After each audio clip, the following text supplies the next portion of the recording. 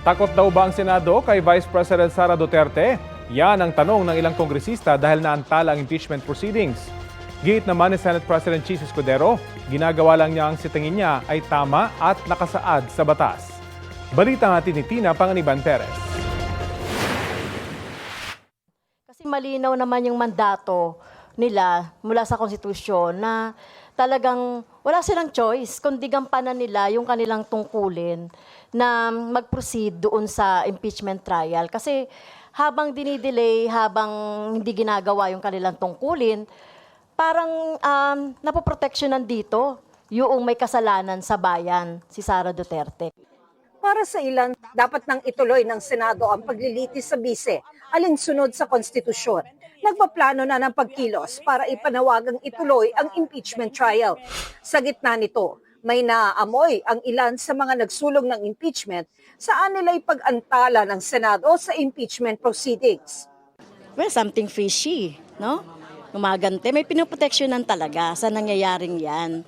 At nakikita natin na paghahanda na ito doon sa mga gusto nilang mga position ba o sa 2028, etc. Huwag nang mag-deny si SP na talagang meron siyang pinoproteksyonan. Every day of delay sends the message that the Senate leadership is either afraid of Vice President Sara Duterte or worse, actively protecting her. Kaya nga ang tanong natin, natatakot ba kayo kay Sara Duterte o pinoprotektahan niyo siya? Ang sinisisi naman ng ibang mambabatas na miyembro ng Makabayan Bloc, si Pangulong Bongbong Marcos, na nagsabing hindi niya gusto ang impeachment. Bakit ba siya nagbe-medal dito? Dahil ba may mga issue din siya na ayaw niyang maungkat?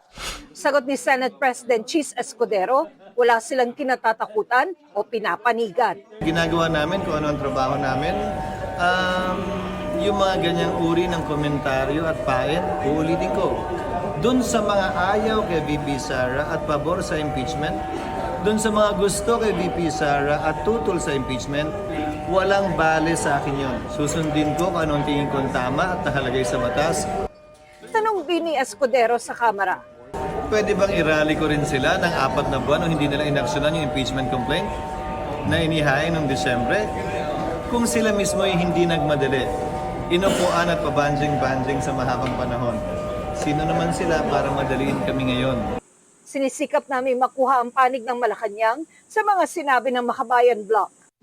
Pinagdebatihan sa plenaryo ng Senado ang issue ng impeachment pero wala pa napagkasunduan. Sabi ni Escudero, walang pinagbotohan dahil wala naman daw nagmosyon na magbotohan. Pero napag-usapan na rin sa June 11 na tatalakayin ng impeachment.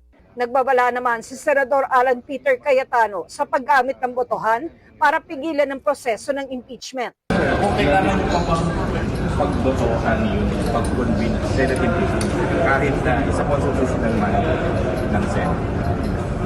Kung a simple majority.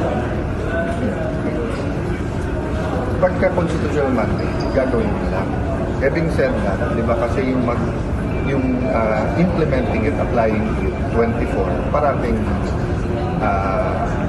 may botohan niya. Kasi may botohan kasi